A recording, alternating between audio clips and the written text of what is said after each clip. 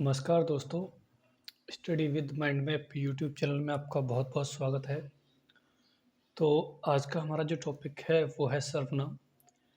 और इससे पहले हमने जो भी चैप्टर कवर अप किए हैं, उसका जो लिंक है आपको डिस्क्रिप्शन में मिल जाएगा और उसकी जो प्लेलिस्ट है आपको चैनल पे मिल जाएगी, तो वहाँ से आप उन वीडियो को देख सकते हो। तो सबसे पहला सवाल आता है सर्वनाम है क्या? तो सर्वनाम वो शब्द हैं जो किसी वस्तु या व्यक्ति के नाम के बदले में प्रयोग किए जाते हैं। अर्थात संज्ञा शब्दों के स्थान पर जो शब्द प्रयोग किए जाते हैं वो आपके सर्वनाम होते हैं। और जब हम बात करते हैं इनकी संख्याओं के बारे में तो इनकी संख्या होती है 11। और जब हम बात करते हैं सर्वनाम के भेद, तो सर्वनाम के 6 भेद होते हैं। इसमें सबसे पहला आपका पुरुषवाचक, निजवाचक, निश्चयवाचक, अनिश्चयवाचक, संबंधवाचक और प्रश्नवाचक, ये सभी होते हैं। सबसे पहले बात करते हैं पुरुषवाचक सर्वनाम। तो पुरुषवाचक सर्वनाम वो सर्वनाम होते हैं जो कि ऐसे शब्द जो कि या तो अपने लिए या फिर किसी दूसरे के लिए प्रयोग किए जाए। और जब हम बात करते हैं पुरुषवाचक सर्वनाम के भेद के बारे में, तो इसके 3 भेद होते हैं। उत्तम पुरुषवाचक सर्वनाम, दूसरा मध्य पुरुषवाचक सर्वनाम, तीसरा आपका अन्य पुरुषवाचक सर्वनाम। सबसे पहले हम बात करते हैं उत्तम पुरुषवाचक सर्वनाम। तो जिन सर्वनाम शब्दों का प्रयोग बात करने वाला व्यक्ति स्वयं के लिए करता है, तो वो आपके उत्तम पुरुषवाचक सर्वनाम होते हैं। इसके अंदर आपके आते हैं मैं, हम, मुझे, मेरा, हमारा, हमें। इस तरह के जो शब्द होते हैं वो उत्तम पुरुषवाचक सर्वनाम के अंदर आते हैं। जैसे मैंने अपना काम कर लिया है, तो यहाँ पे जो मैंने शब्द है तो ये आपका उत्तम पुरुषवाचक सर्वनाम है। अगला आता है यहाँ पे मध्यम पुरुषवाचक सर्वनाम। तो ऐसे सर्वनाम शब्द जिनका प्रयोग बोलने वाला व्यक्ति सुनने वाले व्यक्ति के लिए करता है, वो आपके मध्यम पुरुषवाचक सर्वनाम होते हैं। इसके अंदर आते हैं आपके तू, तुम, तुझे, तुम्हें, तेरा, आपका, आप, आपके, आपको। इस तरह के जो शब्द होते हैं बेसिकली जिससे सामने वाले के लिए आप संबोधित करोगे, वो आपके मध्यम पुरुष में आते हैं। जैसे यहाँ पे एक एग्जाम्पल है, तुमने अपना काम पूरा नहीं किया है। तो ये जो शब्द है तुमने, ये किसी, जैसे मान के चलो यहाँ पे 2 व्यक्ति बैठे हैं, तो जो उत्तम था उसमें व्यक्ति,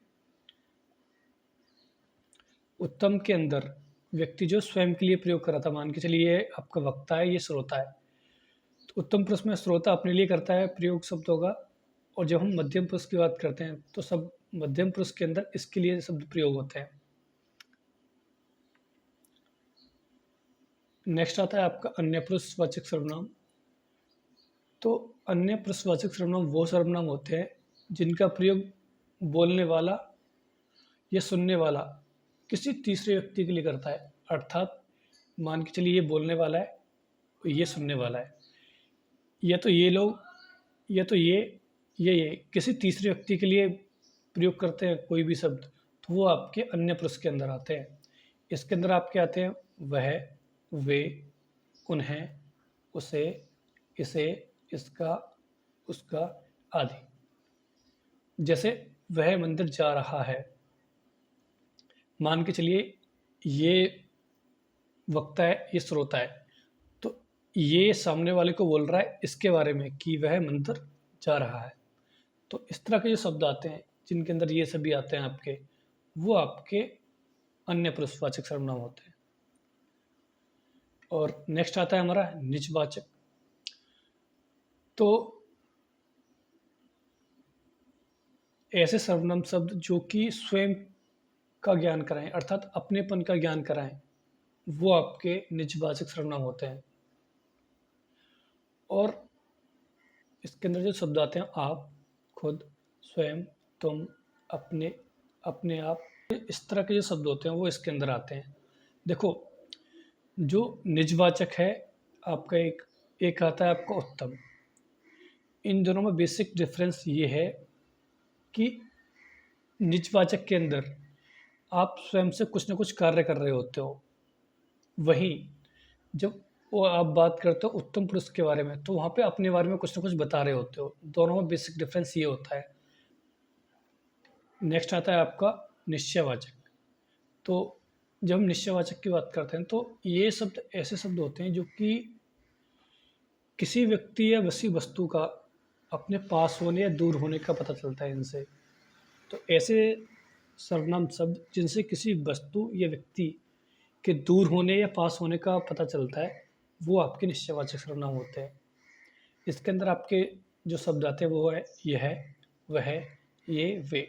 इस तरह के शब्द इसके अंदर आते हैं। जैसे यह कलम मेरी है, तो पता चल रहा है कि ये जो कलम है आपके पास ही है और जो कि आपकी है। तो इस तरह के जो शब्द आएंगे वो निश्चयवाचक सर्वनाम के अंदर आएंगे। अगला आता है आपका अनिश्चयवाचक। जब हम अनिश्चयवाचक सर्वनाम की बात करते हैं तो ये वो शब्द होते हैं जिससे किसी वस्तु या किसी व्यक्ति की निश्चितता का ज्ञान ना हो, वो आपके अनिश्चयवाचक सर्वनाम होते हैं। इसके अंदर जो शब्द प्रयोग होते हैं कोई, कुछ, किसी, कौन, किसने, जहाँ, वहाँ आदि, इस तरह के जो शब्द हैं अनिश्चयवाचक सर्वनाम के अंदर प्रयोग होते हैं। जैसे तुम कुछ खा लो, अर्थात कुछ खा लो मतलब यहाँ पे कहने का मतलब ये है कि कुछ भी निश्चित नहीं है खाना क्या है, तो वो आपके अनिश्चयवाचक सर्वनाम होंगे। नेक्स्ट आता है आपका संबंधवाचक। तो जिन सर्वनाम शब्दों से किसी व्यक्ति या किसी वस्तु के संबंध का ज्ञान हो, उसे हम संबंधवाचक सर्वनाम कहते हैं। इसमें जो शब्द आते हैं आपके जो, सो, जैसी वैसी, जितना उतना, जिसकी उसकी, यहाँ वहाँ। तो इस तरह के शब्द हैं इन वाक्यों के अंदर प्रयोग होते हैं। जैसे आप यहाँ पे देख सकते हो जिसकी लाठी उसकी भैंस, तो यहाँ पे जो शब्द है जिसकी और उसकी, ये प्रयोग हुए हैं। अगर इस तरह के शब्द किसी भी वाक्य में प्रयोग हो रहे हैं और वहाँ पे आपसे सर्वनाम पूछा गया है, तो वो आपका संबंधवाचक सर्वनाम होगा। नेक्स्ट आता है हमारा प्रश्नवाचक। तो जिन सर्वनाम शब्दों का प्रयोग हम सवाल करने के लिए करते हैं, वो हमारे प्रश्नवाचक सर्वनाम होते हैं। और इसमें वाक्य के अंत में हम क्वेश्चन मार्क जो होता है इसका प्रयोग करते हैं। और इसके अंदर आपके जो शब्द आते हैं क्या, कब, किसने, किसे, कौन, कहाँ, इस तरह के जो शब्द हैं वो इसके वाक्यों के अंदर प्रयोग होते हैं। इसको आप एक एग्जाम्पल से देख सकते हो। तुम्हारा नाम क्या है, तो यहाँ पे ये जो है आपका क्वेश्चन मार्क लगा हुआ है और जो क्या शब्द है इसका प्रयोग हुआ है। तो इस तरह के जो भी शब्द आते हैं वहाँ पे आपका प्रश्नवाचक सर्वनाम होगा।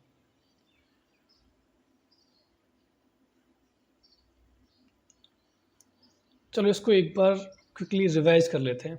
जैसे सबसे पहला आता है आपका पुरुषवाचक सर्वनाम। इसमें सबसे पहला आता है उत्तम पुरुष, मध्यम पुरुष, अन्य पुरुष। उत्तम पुरुष के अंदर हम स्वयं के बारे में बात करते हैं।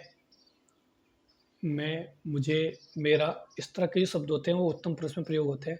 मध्यम पुरुष में जो प्रयोग होते हैं तू, तुम, तुम्हें, आपका, इस तरह के होते हैं। अन्य पुरुष में जो प्रयोग होते हैं शब्द ये, वे, अन्य, उसे, इस तरह के जो शब्द होते हैं वो अन्य पुरुष में आते हैं।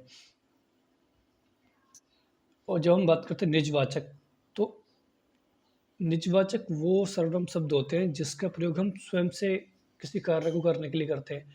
जैसे मैं कहता हूँ मैं अपना खाना स्वयं बना लूँगा। जब हम बात करते हैं निश्चयवाचक, तो निश्चयवाचक के अंदर वो शब्द आते हैं जिसमें किसी वस्तु या किसी व्यक्ति की निश्चितता का बोध होता हो। इसके अंदर जो शब्द आते हैं आपके